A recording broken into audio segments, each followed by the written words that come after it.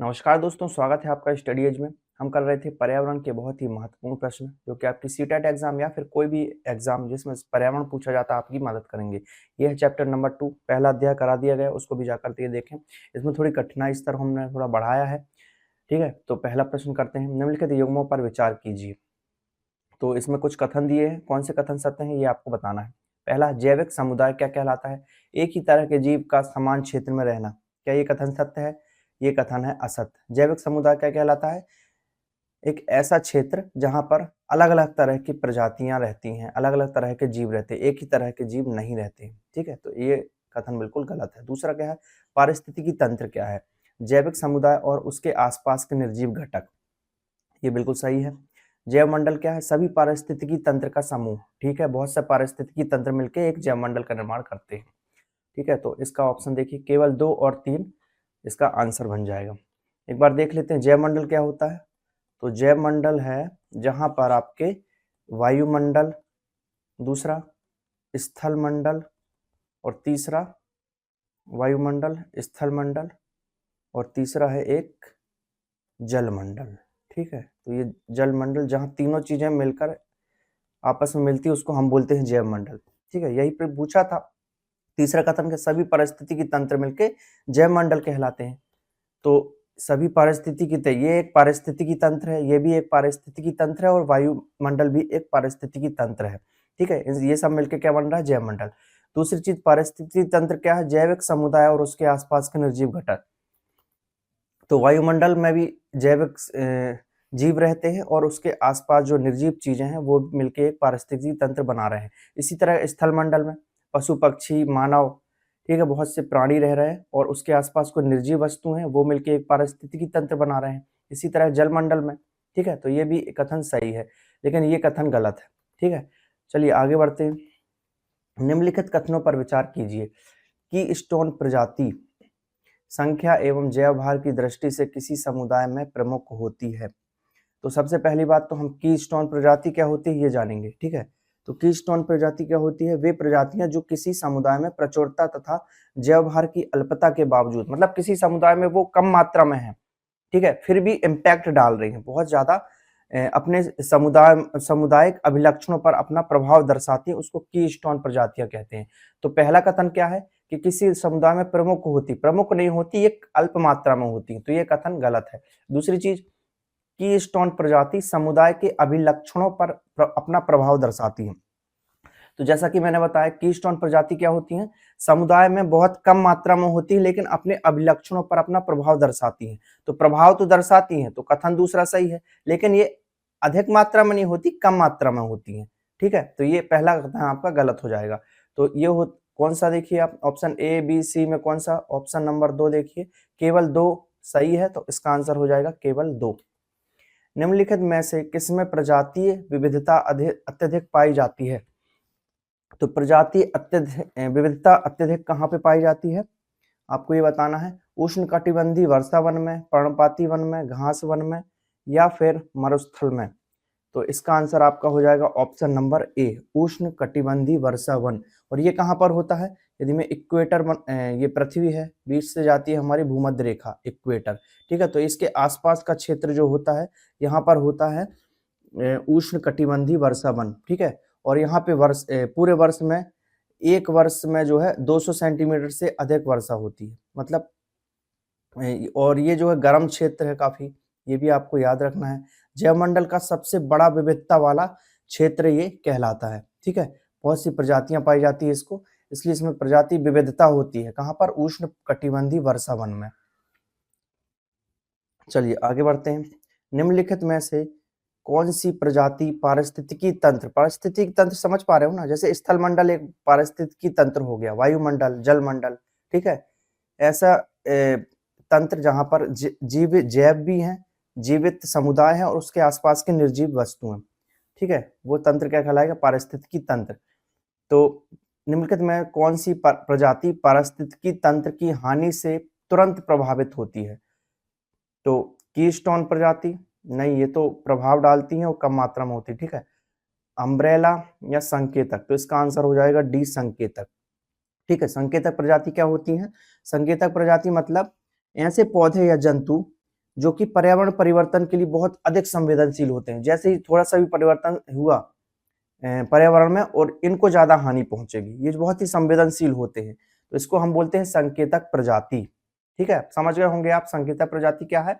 ऐसे पौधे या जंतु जो पर्यावरण परिवर्तन के प्रति बहुत ज्यादा संवेदनशील है, इनको ज्यादा हानि पहुंचती है पर्यावरण परिवर्तन से, उसको हम क्या बोलेंगे, संकेतक प्रजाति।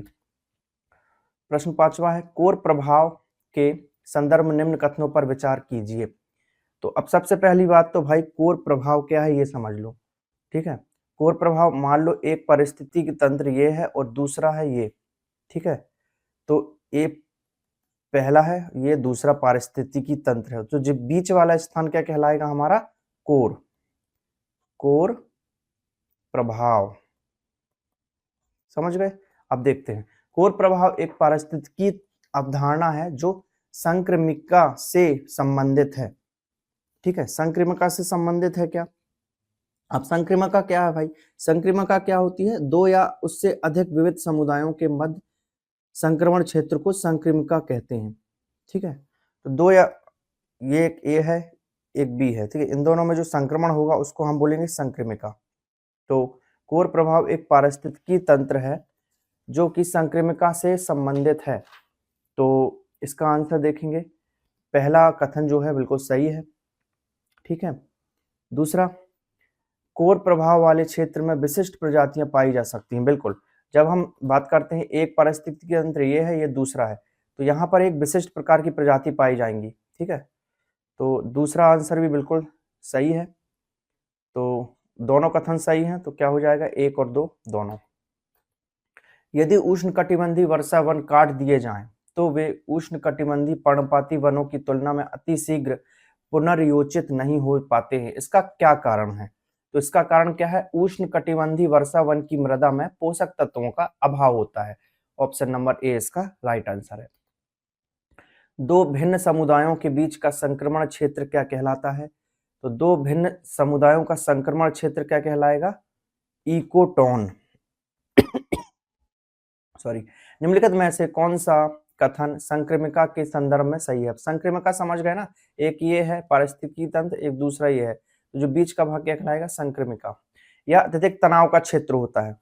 ठीक है, यह बिल्कुल बहुत ज्यादा तनाव का क्षेत्र होता है, बिल्कुल सही बात है।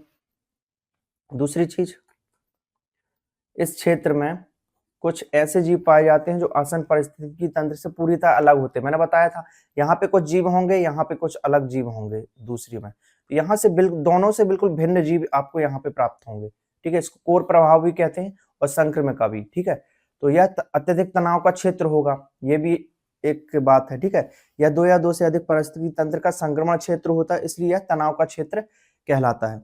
तो पहली इसकी क्या है, पहला इसका कथन बिल्कुल सही है। दूसरा कथन भी सही है, यहाँ पे इन दोनों, यहाँ पे पाए जाने वाले और यहाँ पे पाए जाने वाले जीवों से भिन्न जीव यहाँ पे पाए जाएंगे। ठीक है, तीसरे कथन देखते हैं, संक्रामका का क्षेत्र सदैव विस्तृत होता है। बिल्कुल नहीं, देखिए विस्तृत दिख रहा है क्या, इन दोनों से छोटा है ना ये एरिया, तो ये ऑप्शन, ये कथन तीसरा जो है आपका गलत हो जाएगा। इसका अंत वो क्या हो जाएगा, एग्जाम्पल जैसे कि चारागाह और जंगल के बीच का एरिया जो क्या कहलाएगा, संक्रामका। ठीक है, जंगल और रेगिस्तान के बीच का क्षेत्र, तो वो सब क्या है, संक्रामका। एक तरफ है जंगल, एक तरफ है रेगिस्तान, और बीच का क्षेत्र क्या कहलाएगा, संक्रामका। ठीक है, तो जो यहाँ पे जीव पाए जाएंगे और जो यहाँ पे उनसे भिन्न यहाँ पे पाए जाएंगे। दूसरी चीज, यह अधिक तनाव का क्षेत्र होगा। तीसरी चीज, यह जो है विस्तृत नहीं हो, ये कम है। ठीक है, तो इसका देखो पहला और दूसरा सही है, केवल 1 और 2 आपके ऑप्शन नंबर ए इसका राइट आंसर हो जाएगा। कथन 1 और 2 सही है। आगे बढ़ते हैं, निम्नलिखित में से किस बायोम में प्राथमिक उत्पादकता सर्वाधिक पाई जाती है। प्राथमिक उत्पादकता कहाँ पे पाई जाती है सर्वाधिक, विषुवरेखी वन बायोम में। ठीक है, निम्नलिखित कथनों पर विचार करते हैं। उष्ण कटिबंधीय वर्षा वन एवं प्रवाल भित्ति में अत्यधिक प्रजाति विविधता पाई जाती है। उष्ण कटिबंधीय वर्षा वन एवं प्रवाल भित्ति में, ये भी मैंने बताया था अभी, उष्ण कटिबंधीय वर्षा वन में बहुत ज्यादा विविधता पाई जाती है, ये है सही। मरुस्थल एवं ज्वार नद मुक्त क्षेत्र में क्या होता है, निम्न प्रजाति विविधता पाई जाती है। तो मरुस्थल में कम पाई जाती है, बिल्कुल सही है। तो क्या हो जाएगा इसका आंसर, एक और दोनों कथन ही सही हैं। तो ये था चैप्टर नंबर 2 पर्यावरण अध्ययन का। इसमें जो है काफ़ी अच्छे क्वेश्चन मैंने कवर किए हैं, जो कि कई बार आईएएस, यूपी, पीसीएस वगैरह में भी आए हैं, सीटेट में भी आए हुए ये क्वेश्चंस हैं।